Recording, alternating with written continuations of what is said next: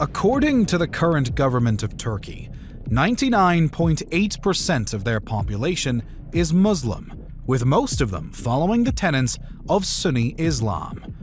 The road to this near unanimity of faith is a long one, beginning in the 7th century with the early spread of Islam. Prior to this, Asia Minor was predominantly Christian and included two of the most important centers of Christian history and practice, Constantinople and Antioch, within its borders.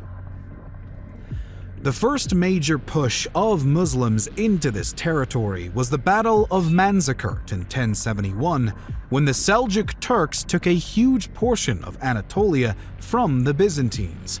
A century and a half later, a local leader from this Muslim-dominated territory began consolidating and expanding his power. When his descendants conquered Constantinople in 1453, they forcibly ended the Byzantine Empire and began nearly 5 centuries of Ottoman rule. This video is brought to you by TripleTen. Everyone wants to increase their income or work from anywhere in the world and travel. Getting into tech and studying at TripleTen will help you get there. How? Well, TripleTen is a platform for online education. It helps more than 1,000 people change their lives by offering flexible, beginner-friendly online boot camps.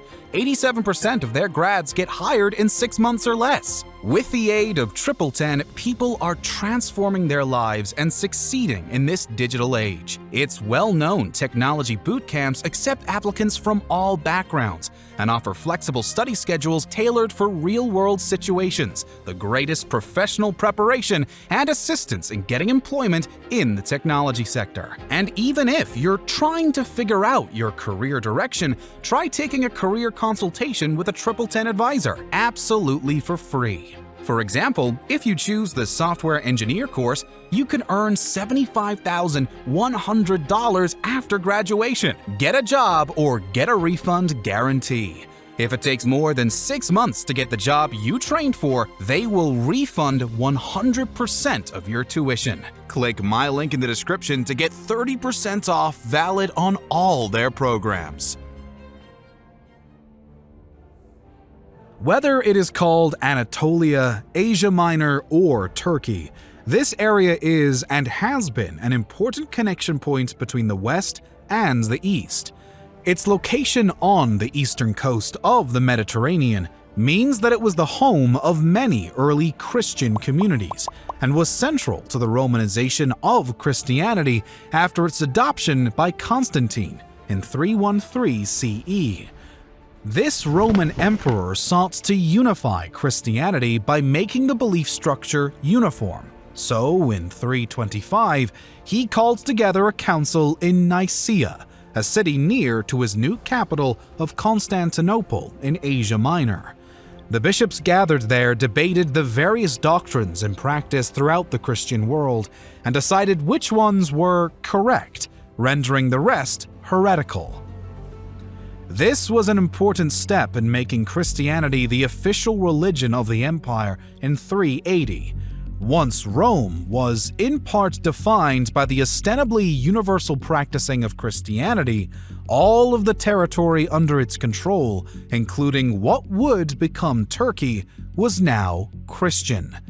Despite the efforts at uniformity by Constantine and his imperial successors, irreconcilable differences developed across the East-West divide. By the 11th century, there were 2 major Christian churches: the Western Roman Catholic, with Rome at its center, and the Eastern Orthodox, with Constantinople at its center. This reflected not only religious differences, but also social and economic ones. The West had done its best to make sure there was religious conformity within its states, but this was also the result of geography. Muslims had taken control of most of the Iberian Peninsula, but there were very few Muslims who lived in Western Christian kingdoms and were part of their communities. Jews were found across Europe, but they were generally relegated to one part of a city or town. prohibited from practicing many professions and were under constant threat of being expelled on the whim of the local leadership. Byzantium, on the other hand, was multicultural, with Jews and Muslims living and working alongside Christians and each other. This was less intentional than the way Western Europe had stayed mostly Christian, but also a result of geography. There were more Jewish people in the area to start with, and it was physically closer to where Islam began, and began to spread from in the 7th century. Just like in Christian lands, there were Muslim groups vying for power and resources within their territories. The Fatimids had come into power in the Muslim territories in the early 10th century. They did, of course, have conflicts with the Byzantines, but the two groups were on relatively good terms in comparison to how they interacted with another Muslim group, the Seljuk Turks. The Turks have been pushing into territory held by their co-religionists and the Christian Byzantines when they had won a major battle in Asia Minor at Manzikert in late August of 1071. This caused a massive demographic change on the peninsula, as the Seljuks took control of approximately 78,000 square kilometers and immediately began settling their people in the conquered territory. It was also, perhaps more importantly, incredibly destabilizing for the Byzantines and an indicator to the world that they were not invincible. Even though it would take another 382 years, this battle is marked as the beginning of the end for the Byzantine Empire by many historians. As the Turks settled into their newly conquered territory, which they called the Rum Sultanate, the Byzantines fought each other for control over their empire. It would be a generation before any order was restored, and even then, Emperor Alexis Comnenus felt he could not successfully maintain his territory without help. His request to the Pope for soldiers from Western Europe is what prompted the Crusades. It was from the Rum Sultanate that the next major Muslim power arose, the Ottomans. This empire began with the conquests of Osman I, who extended his influence by taking control of nearby Byzantine land. Within a century, the Ottomans had gained control over a great deal of Byzantine territory, as well as parts of the Balkans and Eastern Europe, but the key to even greater success was the city of Constantinople. Sultan Mehmed the Conqueror took the city on the 29th of May 1453, ending the Byzantine Empire. The territory was now held by a Muslim political entity, but that did not mean that Christians had to stop their way of life. Muslims are duty-bound to accept their fellows of Abrahamic faiths, Jews and Christians, because they were all people of the book. The Eastern Orthodox Church continued to operate in its capital city, now called Istanbul. In Anatolia, under the Ottoman Empire, Christians and Jews had some socio-political limitations imposed on them. They paid higher taxes, could not carry weapons, and could not ride on horseback, among others. They were classified as members of a millet, according to their professed faith. The millets were internally self-governing communities of Jews or Christians who were free to conduct their affairs without interference from the Ottomans as long as they remained loyal.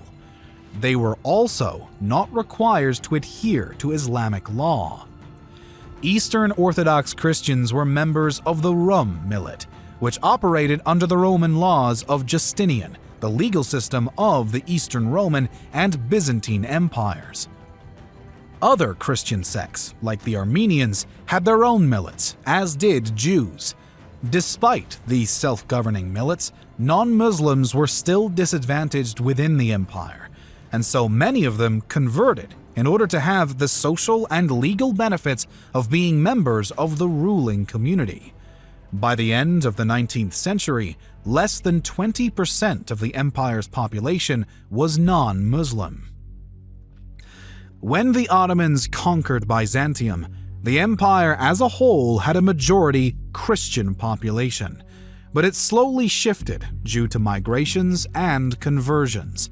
This included the system that populated the Janissary forces. Children were recruited or conscripted from non-Muslim families, converted to Islam, and trained from a very young age to be soldiers loyal to the Sultan. Despite the fact that they had their sons taken from them, many parents, particularly in poor areas, wanted their son to be brought into the Janissary Corps because it would give them better opportunities in life. This method of filling the army ended in the 17th century, but had a great influence on the population's religious demographics. The nationalism that developed across Europe in the 19th century did not exclude the Ottoman Empire.